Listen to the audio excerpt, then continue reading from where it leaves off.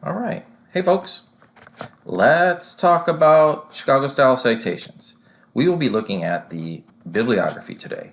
Please keep in mind, as you learned from the Rampolla reading on plagiarism, there are a couple different ways to cite information according to Chicago style.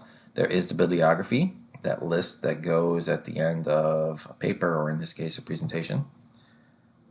There are also footnotes. We will not be learning about footnotes right now. We will not be using footnotes in this presentation. Footnotes are reserved for historical presentations to academic audiences. This is a PowerPoint which is designed toward a general audience, so we'll just rely on the bibliographic references. All right, let me take you through it. Here's our first example. And this comes from a site which you possibly looked at, and let me take you there real quick.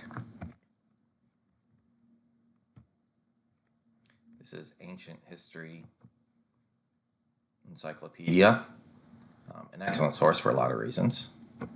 There you go. You can actually listen to this one. Not all of them have that, but they're getting better and better about it. So here's our article about the Olmecs. If you scroll all the way down, you will discover that they have cited the work according to the major styles, and we want Chicago style. So I have copied this onto our presentation here, and let's look at the anatomy. Okay, and this one is done correctly according to Chicago style. We're going to be looking at another example that needs some tweaks. So here we go. Last name first, okay, Cartwright, comma, Mark. In quotation marks, you have the name of the article, and the entry for this is Olmec civilization. You have the punctuation inside the quotation mark. Italicized, you have the website name. This is the name of the website, Ancient History Encyclopedia. The article was last modified on April 4th, 2018. And then finally, the URL. Important to note, these are all separated by periods, okay? Because this is a period, this will be a capital letter. Let's say, for instance, you don't have all this information for your entry that you are trying to cite. If you do not have the author, you need to put the publisher here. You should not start a citation with the quotations of an article. And I actually see published materials that do that. It's not ideal. If there is no author, the publisher serves as the writer of this article, and we need to note that. Oftentimes it's the same thing as this right here, and I think maybe some people consider that redundant. But I'll have you put in the publisher. Again, that's the article name. You might not have this information either. When was the article last modified? And that's okay, because more often than not, what I use is the accessed. So you don't always know when it's published, you always know when you looked at it, right? So if I looked at it today, which I did, I accessed it on December 7th, 2020. Okay, and that's what you would put there. Again, all periods. And this is a great footnote. Looks perfect. It's got that inverted indent, in which you have the full line here and your second and subsequent. If this went on to a third and fourth line, these will all be indented. All right, let's look at our next example. This is from, let me take you to this site. This is also from something you might have used, which is the Britannica, right here. This is our SAS website, this one right here. And just as a reminder to get in, here's our login information. Takes you to this space, copy that in, and then voila, I have this really awesome article. This also cites it for you. Take a look. Cite. click on this. The default is MLA. Well, that's a problem. Anywho, click to Chicago Manual. This is what it generates for us, and this is what I copied onto here.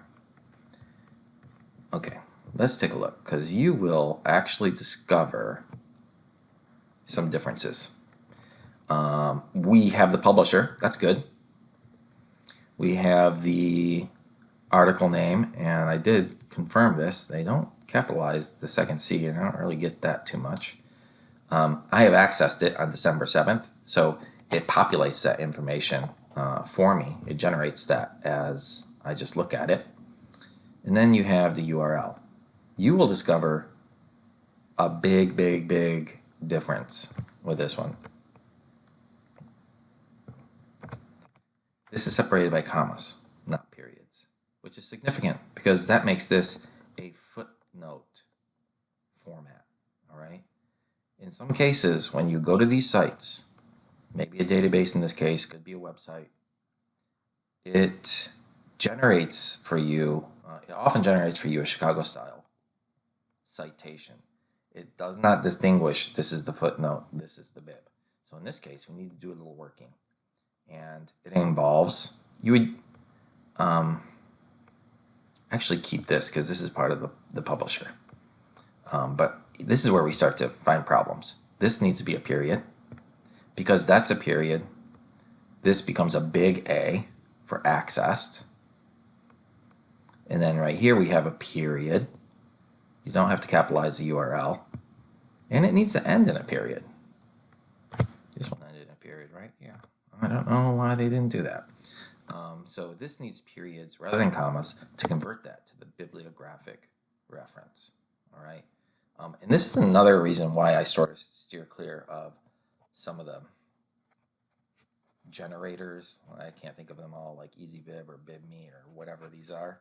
I realize it's a good tool, and at the same time, well, in some cases I think they make you pay for Chicago style, or in some cases you need to pay to get the footnotes of Chicago style.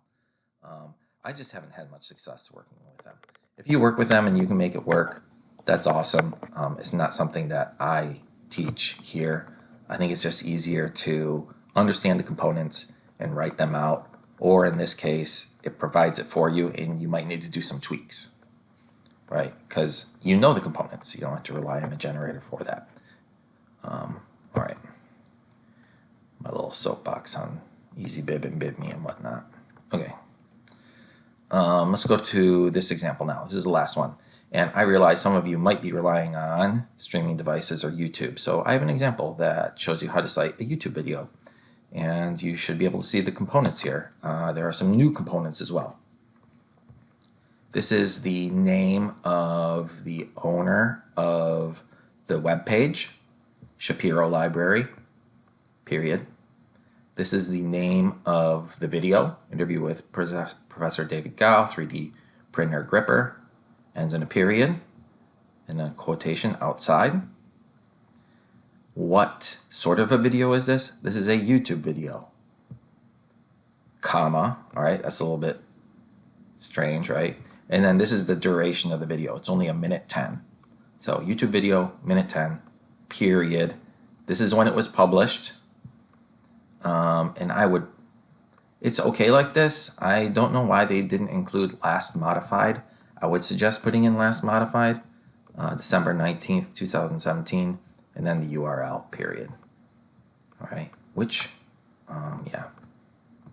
And that's the YouTube video. All right, in the spirit of keeping this as brief as possible, these are some of the major sources I think you will encounter for this project, and even over the course of the year, you're going to be looking at websites with authors, websites without authors, and also some multimedia streaming.